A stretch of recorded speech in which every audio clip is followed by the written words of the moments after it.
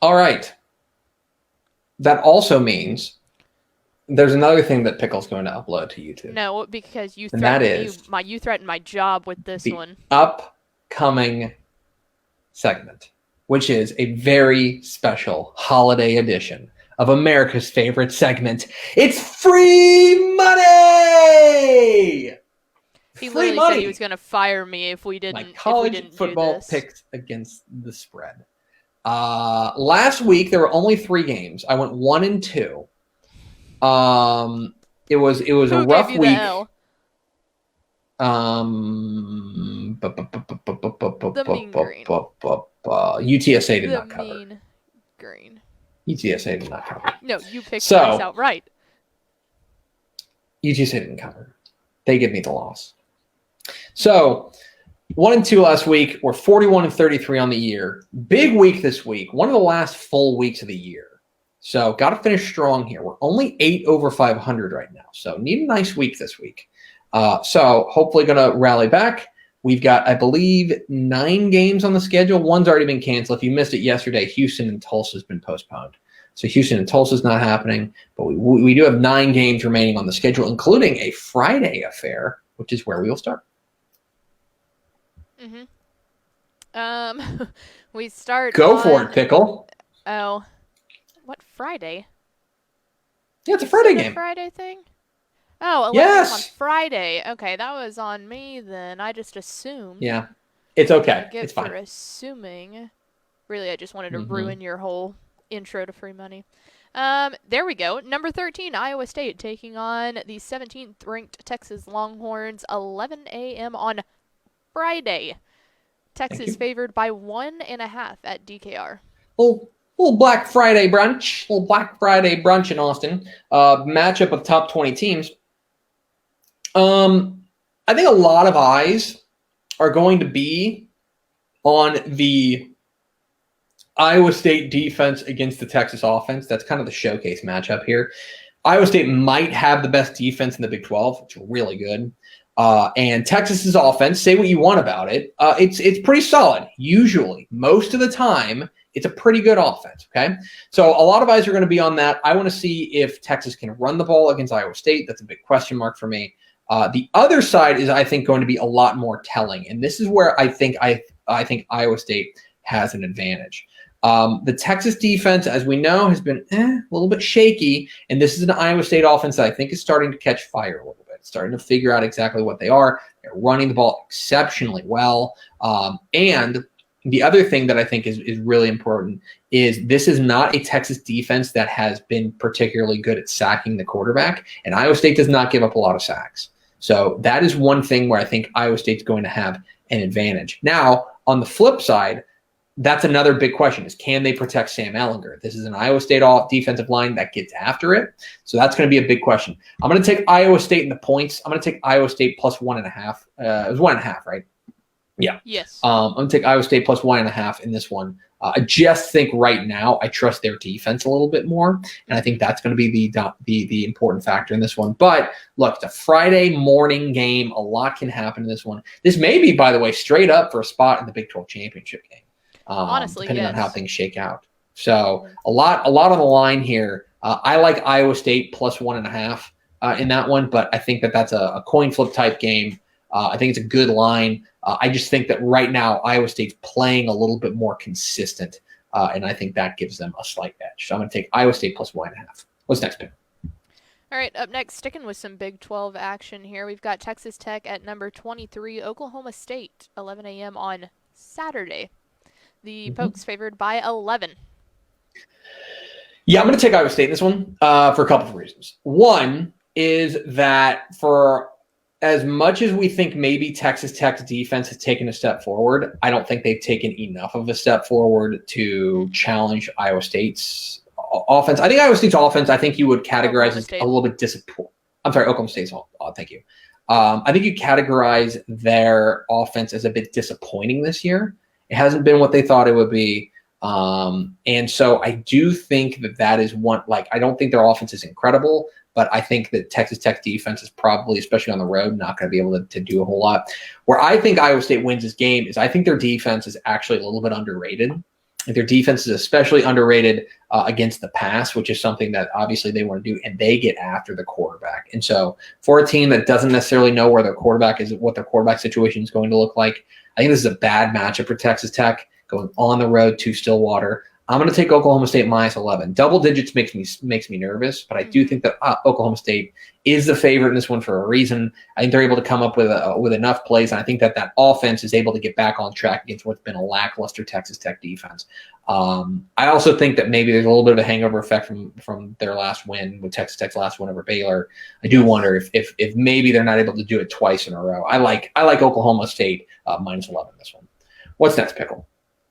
Up next, we've got SMU traveling over to East Carolina, 11 o'clock a.m. on Saturday. SMU favored by 11.5 on the road. I know we've mentioned this before because we talk because I think it has Houston already played East Carolina, right? Yes. I think that's right. Maybe that sounds right. East Carolina's bad. East Carolina's like bad. Yeah, didn't they play them last week? Or, Maybe. No, they played not last week. Georgia. Nobody played last week. Something. Well, yeah. Georgia. That's not a hero. Here's the point. East Carolina's bad. Most especially, their defense is horrendous. Their defense is really bad. Ugh. And I think that they are going to be able to – I think SMU is going to be able to light it up offensively. Now, look, their offense – East Carolina's offense is better than their defense. They run the ball – decently, and that's been a bit of a sore spot for SMU this year.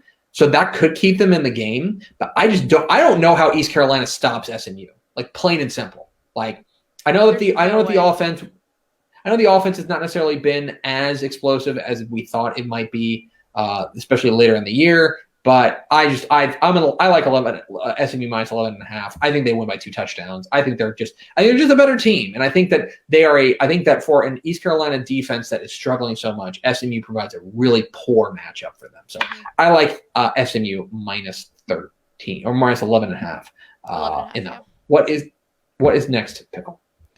Over to some noon Conference USA action as the UTEP Miners travel down to your Rice Owls Saturday. Rice favored by 11.5 on the road, and I would be very interested to go back. No, they're at home.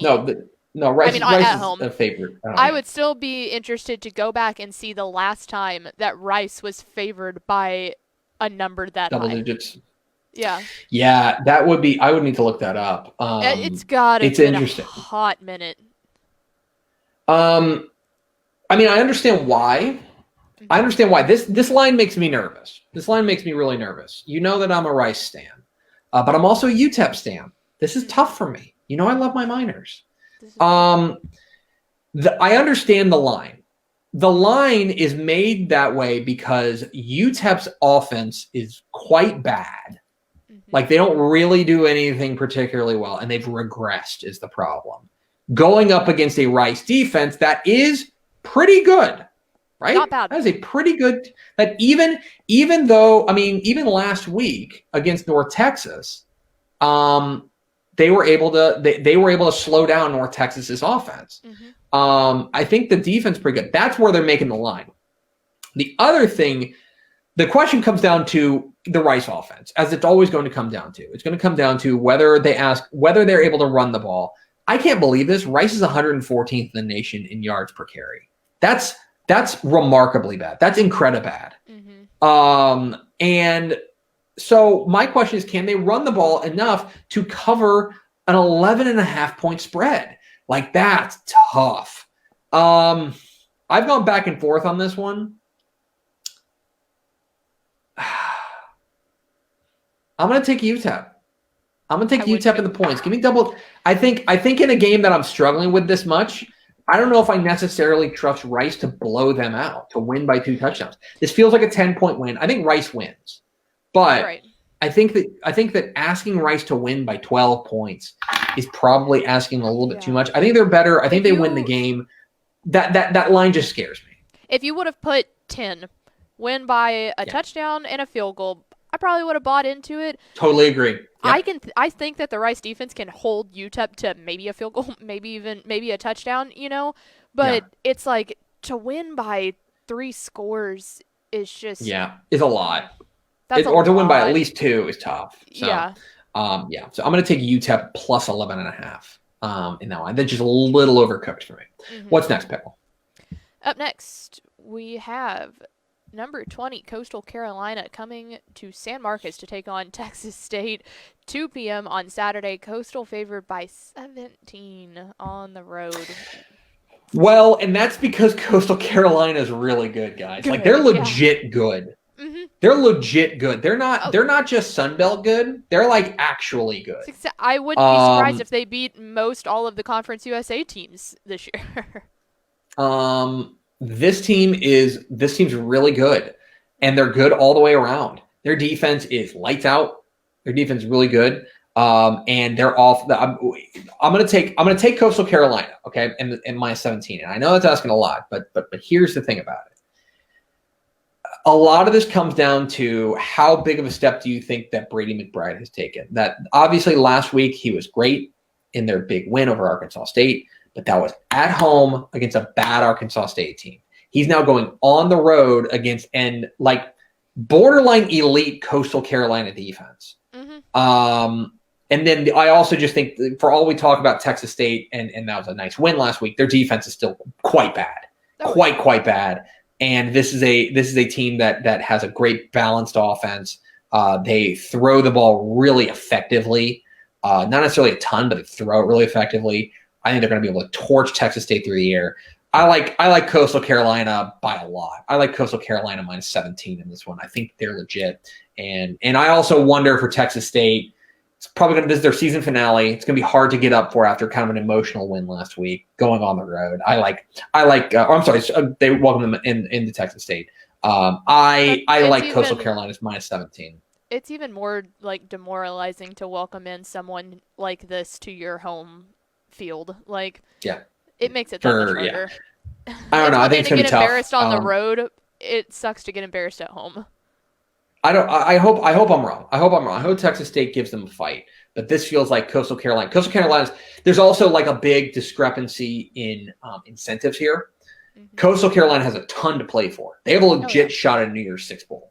Like, if they keep winning, they have a shot at it. It's an outside shot, but they have a legit shot. For Texas State, they're playing out the string. There's the final game of the year. I think there's a big incentive difference here, and I think Coastal Carolina, and they're also, the other thing about Coastal Carolina, they need style points. You know, they need style points. So if they're up by 17, they're not going to stop. They're going to keep going. No. So yeah, I like that. Yeah. So what's next, Pickle? I'm going to go with the Chanticleers. What's next, Pickle?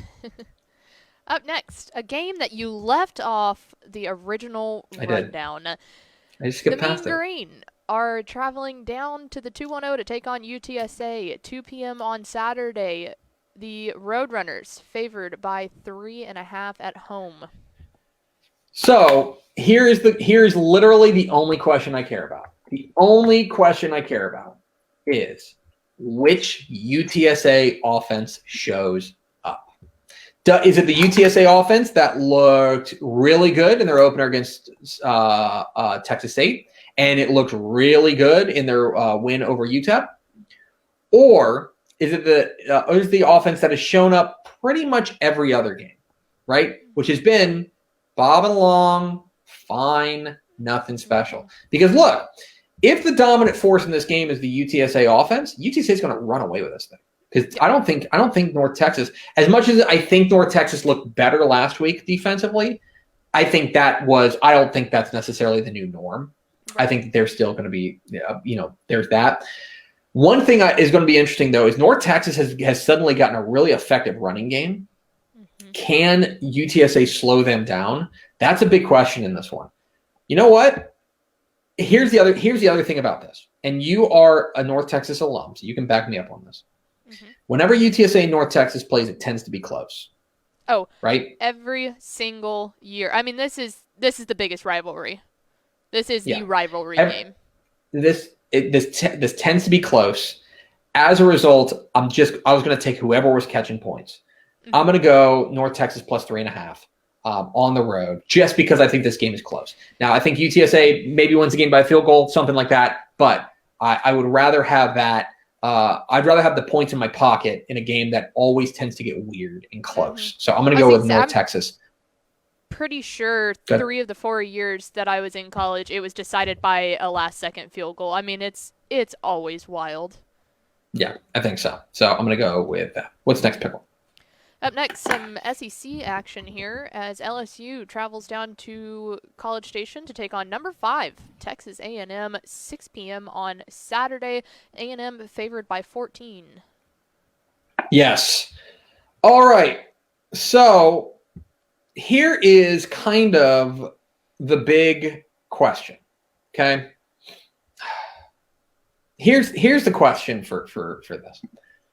So LSU obviously is down this year. This is a team that's not as good as they were last year, and a big reason why is the quarterback situation. They've kind of bounced between a variety of different quarterbacks. Miles Brennan, I believe, is not going to play in this game. I'm fairly certain he's not going to play in this game.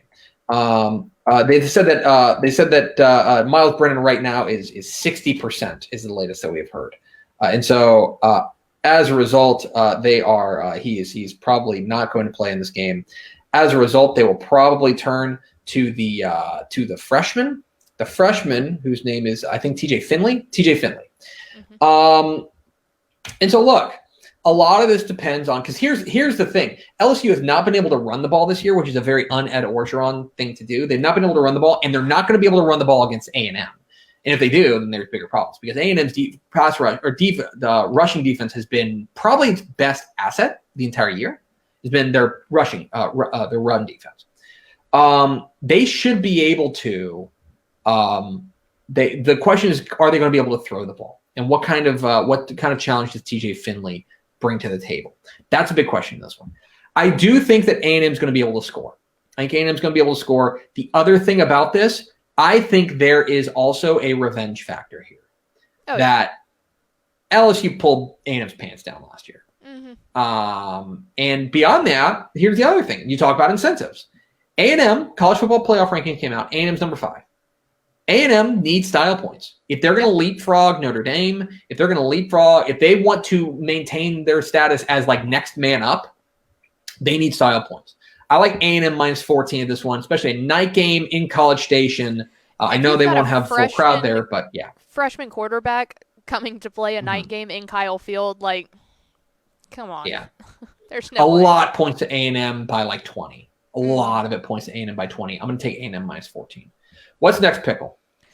Back to the Big 12 we go as Kansas State travels down to Waco to take on Baylor, 6 o'clock p.m. on Saturday. The Bears favored by 5.5 at home. Nope. Touches the stove. Nope. Rest of the year. Done. I'm not even going to analyze this game. I'm not picking Baylor anymore. I went back to them against Tech, and they burned me. I'm done. I'm taking Kansas State plus 5.5. What's the last game, Pickle? Also into the Big 12, we have TCU heading over to take on the Jayhawks, 7 o'clock p.m. Saturday. TCU favored by 24.5 on the road. Like, I'm sorry, I get it. It's Kansas, but what? Okay, but the thing is, Kansas. It brings me great pride as somebody who has a degree from the University of Missouri over my shoulder. It brings me great pride to say that Kansas really stinks. Yeah, Kansas but really stinks, Pickle. That's the place that people go once a year in a game like this where they're favored by 24.5, and then somehow, some crazy way, all hell breaks loose. This has that written all over it to me. Let me count the ways. Let me count the ways that Kansas is bad, okay? They are 126th in the nation in scoring defense. They're giving up 48 points a game. They are 108th in the nation in total defense. They're giving up more than 460 yards per game. Okay? They are, what else are they super bad at? They don't intercept passes. They don't sack the quarterback. They give up a ton of sacks. They throw a ton of interceptions. They do not run the ball well. They do not pass the ball well. They don't do anything well. They're bad, okay? They're bad. Taking Kansas plus 24.5. That's too much. It's too much. You're asking too much. I'm sorry. Too much. And I'm telling you, every year in the Big 12, one, either Kansas State if they've been bad or Kansas when they've been really bad. teams that go up against a margin this big every single time end up with a colossal pooping. And I'm not saying that Kansas is going to win. I don't think that's going to happen. But 24.5, come on. Here's the weird thing. If you had told me if this game was 20.5, I think I'd take TCU. Yes. But there's something, 24.5, you're asking for 4 scores. And I'm just not sure that TCU's offense is built to blow out teams that much. Like, I think they're going to win. I don't think this game's in much doubt, in my opinion. I think TCU's gonna win comfortably. But give me 17, this also, there's also a lot of backdoor covering that has an opportunity here. 24.5 is a dangerous line. That's too much for a team, asking a team that doesn't have a great offense to go on the road and beat a team by 4 scores. It's too much for me. So I'm going to go with Kansas plus 24.5. So those are my free money picks. I like Iowa State plus 1.5 at Texas. I like Oklahoma State minus 11 at home against Texas Tech. I like SMU minus 11.5 at East Carolina. I like UTEP plus 11.5 at Rice. I like Coastal Carolina minus 17 at Texas State. I like North Texas plus 3.5 at UTSA. I like Texas A&M minus 14 at home against LSU. I like Kansas State plus 5.5 at Baylor. And I like Kansas plus 24.5 at home against TCU.